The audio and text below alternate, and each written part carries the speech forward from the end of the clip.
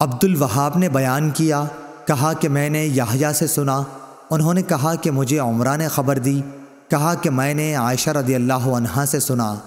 آپ نے کہا کہ جب نبی کریم صلی اللہ علیہ وسلم کو زید بن حارثہ، جعفر اور عبداللہ بن رواحہ رضی اللہ عنہم کی شہادت غزوہ موطا میں کی خبر ملی تو آپ صلی اللہ علیہ وسلم اس وقت اس طرح تشریف فرما تھے کہ غم کے آثار آپ کے چہرے پر ظاہر تھے۔ میں دروازے کے سوراخ سے دیکھ رہی تھی، اتنے میں ایک صاحب آئے اور جعفر رضی اللہ عنہ کے گھر کی عورتوں کے رونے کا ذکر کیا۔ آپ صلی اللہ علیہ وسلم نے فرمایا کہ انہیں رونے سے منع کر دے۔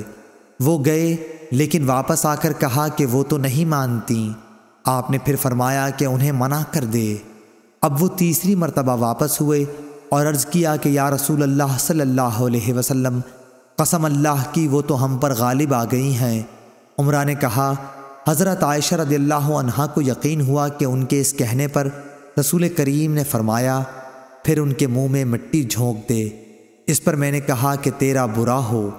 رسول کریم صلی اللہ علیہ وسلم اب جس کام کا حکم دے رہے ہیں وہ تو کرو گے نہیں، لیکن آپ صلی اللہ علیہ وسلم کو تکلیف میں ڈال دیا۔ صحیح بخاری حدیث نمبر 1299۔